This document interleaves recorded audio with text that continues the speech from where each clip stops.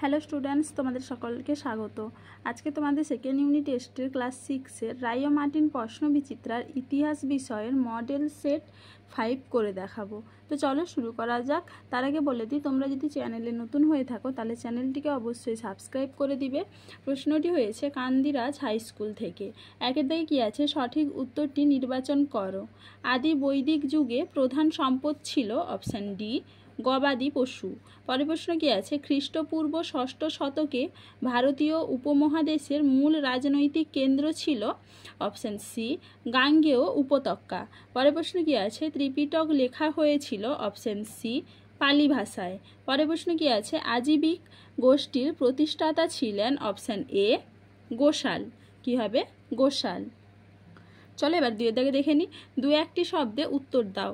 আবেস্তার শ্রেষ্ঠ দেবতা কে? উত্তর হবে কি আহুর মজদা। পরের প্রশ্ন কি আছে? ইনামগাঁও কোন নদীর তীরে অবস্থিত? উত্তর হবে কি ঘোট নদীর ডান তীরে। পরের প্রশ্ন কি আছে? বজ্জীদের রাজধানী কোথায় ছিল? উত্তর হবে কি বৈশালী। পরের প্রশ্ন কি আছে? চতুর্থ বৌদ্ধ সঙ্গীতির সভাপতি কে ছিলেন? উত্তর হবে কি বসুমিত্র। কি হবে? বসুমিত্র। পরের প্রশ্ন কি আছে? দক্ষিণ ভারতে অবস্থিত একমাত্র মহাজন পথটির নাম কি? উত্তর হবে কি অসমক। পরের প্রশ্ন কি আছে? গুপ্ত আমলে প্রদেশের শাসনভার থাকতো কাদের ওপর? উত্তর হবে কি গুপ্ত রাজপুত্রদের হাতে। কি হবে? গুপ্ত রাজপুত্রদের হাতে। পরের প্রশ্ন কি আছে? জুনাগড় লিপি থেকে কোন রাজার কাহিনী জানা যায়? উত্তর হবে কি শক রাজা বুদ্রদামন। কি হবে? শক রাজা বুদ্রদামন। পরের প্রশ্ন কি আছে? ভীম কথফিসেস কি উপাধি নিয়েছিলেন? উত্তর হবে কি রাজাধিরাজ। কি হবে? রাজাধিরাজ। চলো এবার 3 দাগে দেখে নিই। ঋক বৈদিক যুগে লুট করা সম্পত্তি যে প্রতিষ্ঠানের মাধ্যমে ভাগ হতো তা হলো ড্যাশ। উত্তর হবে কি সমিতি।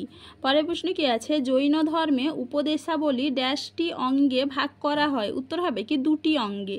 পরের প্রশ্ন কি আছে? পুষ্যমিত্র শুঙ্গ মৌর্য সম্রাট হন ড্যাশ খ্রিস্টপূর্বাব্দে? উত্তর হবে কি 185 খ্রিস্টপূর্বাব্দে। পরের প্রশ্ন কি আছে? দেবানংপিয় উপাধি ধারণ করেন ড্যাশ? উত্তর হবে কি অশোক। পরের প্রশ্ন কি আছে? প্রাচীন ভারতে বহু প্রচলিত একটি মুদ্রা ছিল ড্যাশ? উত্তর হবে কি নিষ্ক। কি হবে? নিষ্ক।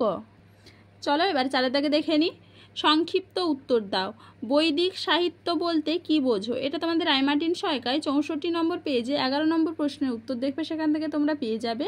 পরের প্রশ্ন কি আছে? এলাহাবাদ প্রশস্তি থেকে কি জানা যায়? এটা তোমাদের টেক্সট বইতে 92 পেজে আছে, সেখান থেকে তোমরা একটু দেখে নিবে। তাহলে দেখো স্টুডেন্টস, এখানে তোমাদের প্রশ্নগুলির উত্তর কত নম্বর পেজে কত নম্বর প্রশ্নের উত্তর সেটা লিখে দেওয়া আছে, তোমরা একটু দেখে নাও। চলো আজকে এইটুকুই, দেখা হচ্ছে পরের ভিডিওতে। ভিডিওটি ভালো লাগলে লাইক অ্যান্ড সাবস্ক্রাইব করে দিবে।